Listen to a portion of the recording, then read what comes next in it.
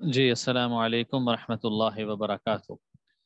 گزشتہ سبق میں ہم نے غنے کے حوالے سے پڑھا تھا کہ غنے کی ڈیفینیشن تھی، غنہ کس کو کہتے ہیں کہ ایک الف کی مقدار آواز کو ناک میں لے جانا، اس کو غنہ کہتے ہیں۔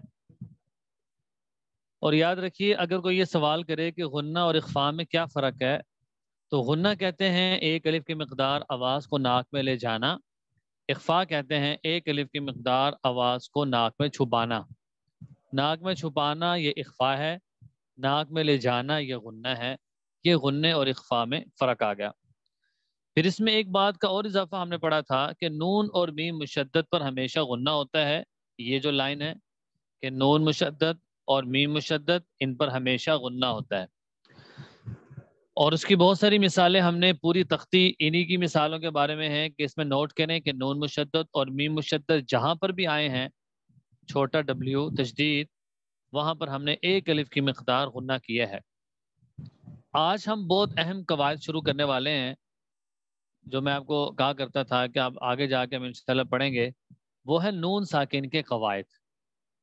نون ساکن کے قواعد، سب سے پہلے نون ساکن کس کو کہتے ہیں؟ وہ نون جس کے اوپر جزم ہو اس کو نون ساکن کہتے ہیں۔ جب آپ کو جزم اور سکون میں نے پڑھایا، اس میں یہ بات بتائی تھی کہ جزم اور سکون، جس حرف پر سکون ہو اس حرف کو ساکن کہتے ہیں۔ سین کے اوپر جزم ہے تو سین ساکن ہے، نون کے اوپر جزم ہے تو نون ساکن ہے۔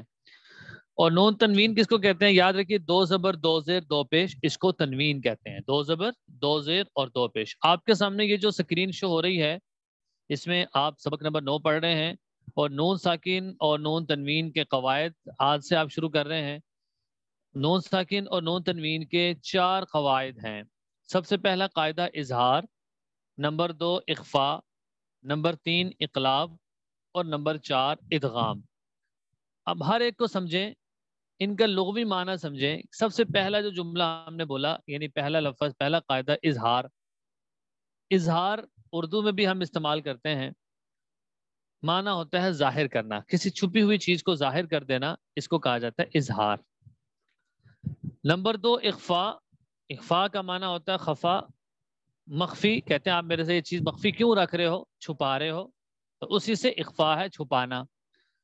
نمبر 3 اقلاب۔ اقلاب قلب سے ہے، اور قلب کہتے ہیں دل کو، اور قلب کا مطلب ہے پلٹنا۔ دل کو بھی قلب اس لیے کہتے ہیں کہ اس کے حال احوال بدلتے رہتے ہیں، کبھی خوشی، کبھی غمی، کبھی پریشانی۔ نمبر 4 ادغام ہے۔ ادغام کا مطلب ہوتا ہے ایک چیز کا دوسری چیز سے ملا دینا۔ آپ شربت پی رہے ہیں، جام شیری کو دودھ میں ملا رہے ہیں یا پانی میں، تو جام شیری مدغم ہے، جس چیز کو ملا رہے ہیں، اور جس چیز میں ملایا جائے وہ مدغم فی ہوتا ہے۔ تو یہ میں نے ایک ان کی آپ کو بتا دی کہ لغوی معنی جس کو ہم عام طور پہ کہتے ہیں کہ کیا ہے۔ خیر، پہلا قاعدہ اظہار کا قاعدہ ہے۔ اچھا، اظہار کا قاعدہ کیا ہوتا ہے؟ اظہار کا قاعدہ ہم نے پڑھا تھا کہ ظاہر کرنا۔ اچھا، اظہار کے قاعدے سے بھی پہلے جو لکھ رہے ہیں وہ اس کو نوٹ کر لیں، اور اس کو بہت سمجھنا پڑے گا۔ آگے جو قواعد ہیں وہ تجوید لیول کے اور پھر آگے ہیں، ان کو سمجھنا بہت ضروری ہوگا۔ اظہار کے لیے بھی آپ کو 6 حروف حلقی سمجھنا ہوں گے، جو آپ نے یاد ہے مخرج نمبر 1 2 3 میں پڑھا تھا، حمزہ ہا، عین ہا اور غین خا، یہ 6 حروف حلقی ہیں، حمزہ ہا، عین ہا اور غین خا۔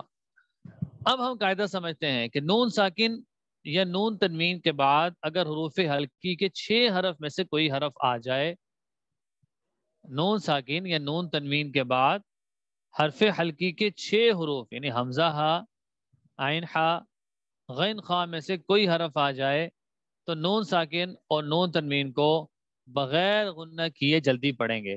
یعنی یوں سمجھے کہ قرآن پاک میں جس جگہ پر آپ غنہ نہیں نہ کرتے، تو اس کا مطلب ہے کہ وہاں پر اظہار ہو رہا ہے۔ اظہار کا معنی ہوتا ہے غنہ نہ کرنا، یہاں پر غنہ نہیں کرنا۔ اچھا، یہ بات آپ مثال سے بڑے اچھے طریقے سے سمجھ جائیں گے۔ اس کو آپ اس میں دیکھیں کہ آپ کو بھی سمجھ آتی رہے۔ اس میں لکھیں، ذرا آپ اس میں نوٹ کریں۔ من آمنا، یہ جو پہلی مثال ہے، یہ ایک ڈیفینیشن تھی اوپر جو ہم نے جس کو ہائی لائٹ کیا ہے کہ نون ساکن یا نون تنوین کے بعد اگر حروف حلقی کے 6 حرف میں سے کوئی حرف آ جائے تو وہاں پر اظہار ہوگا۔ اظہار کا مطلب آپ نے یہ کرنا ہے کہ یعنی وہاں پر غنہ نہیں ہوگا۔ مثال سے آپ لوگ مزید بات کو سمجھیں گے۔ یہ دیکھیں، یہ مثال ہے من آمنا، ٹھیک ہے، من آمنا، اس میں نون ساکن ہے کہ نہیں ہے؟ ہے۔ پیٹ والا نون نون ساکن ہے. نون ساکن کے بعد حروف حلقی میں سے کوئی حرف آ رہا ہے؟ جی آج جو آن لائن ہے وہ بھی جلدی جلدی بتائیں, جلدی جواب دیں تاکہ پتہ چلے کہ آپ لوگ کو بات سمجھ آ رہی ہے. حمزہ. جی یہ حمزہ ہے, بالکل جزاک اللہ, حمزہ ہے. تو نون ساکن کے بعد جب حمزہ آ جائے تو وہاں پر ہم نے غنہ نہیں کرنا ہوتا ہے, نون کو ظاہر کرنا ہوتا ہے. من آمن, من آمن. اب اس میں یہ دیکھیں ما آمنا کوئی پڑھے گا تو صحیح ہے غلط ہے؟ یہ غلط ہے, جوڑ بھی نہیں بیٹھے گا. من آمنا کہ نون ساکن کے بعد حمزہ آ گیا. اچھا اسی طرح اگلی مثال دیکھ لیتے ہیں. من ہادن, یہاں پر نون ساکن ہے اور نون ساکن کے بعد کیا حرف آ گیا؟ ہاں آ ہاں. گیا. تو یہاں پر بھی اب غنہ نہیں کریں گے, اظہار کریں گے. اظہار کا مطلب ہوتا ہے, یعنی اظہار کا کنسپٹ آپ نے یہ یاد رکھنا ہے کہ جہاں پر اظہار ہوگا وہاں غنہ نہیں ہوتا. من ہادن, نون ساکن کے بعد ہاں آ گیا. اسی طرح اگلی مثال میں آپ لوگ خود مجھے بتا دیں کہ یہاں پر نون ساکن کے بعد کون سا حرف ہے؟ عین آ گیا. جی جزاک اللہ, عین آ گیا. تو عین بھی حروف حلقی ہے, حمزہ ہا عین ہا غین خا, تو یہاں پر بھی غنہ نہیں کریں گے. ونحر میں نون ساکن کے بعد ہا ہے. من غیری ہی میں نون ساکن کے بعد غین ہے. من خلاف میں نون ساکن کے بعد کیا ہے؟ خا آ گیا ہے. پھر اسی طرح اگلی مثال میں من اہل الکتاب میں پھر نون کے بعد حمزہ آ گیا. اچھا یہ اب یہ سمجھیں یہ بات, یہ جو مثال ہے یہ میں الگ بتانے لگا ہوں. یہاں پر بتائیں کون سا قاعدہ ہے, یہ نون ساکن ہے یا نون تنوین ہے, کون بتائیں گے؟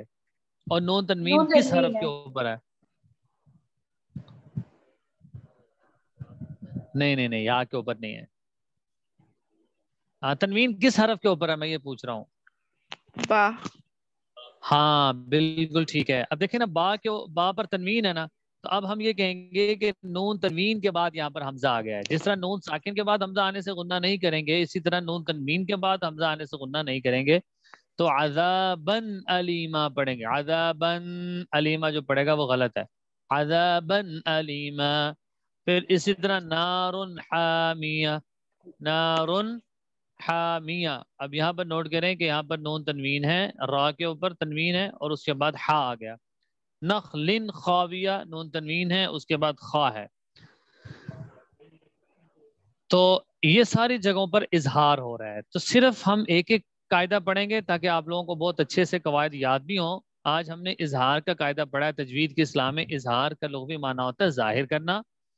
اصطلاحی معنی اور ڈیفینیشن اظہار کی یہ ہے کہ نون ساکن, قرآن پاک میں نون ساکن یا نون تنوین کے بعد اگر حروف حلقی کے 6 حرف میں سے کوئی آ جائے, حمزہ آ جائے, ہا آ جائے, عین ہا غین خا, ان میں سے کوئی آ جائے, تو یہ فل سٹاپ ہے کس چیز سے؟ غننے سے. یہاں پر غنہ نہیں ہوگا. اس کی آپ نے مثالیں سمجھی ہیں. تو ابھی آپ لوگ ایسا کریں, 1 منٹ کے اندر بریک ہے 1 منٹ کی, آپ اظہار کا قاعدہ 2 دفعہ پڑھیں اور اس کو دہرائیں, اور پھر نہ سمجھ آئے تو پھر میرے سے پوچھیں.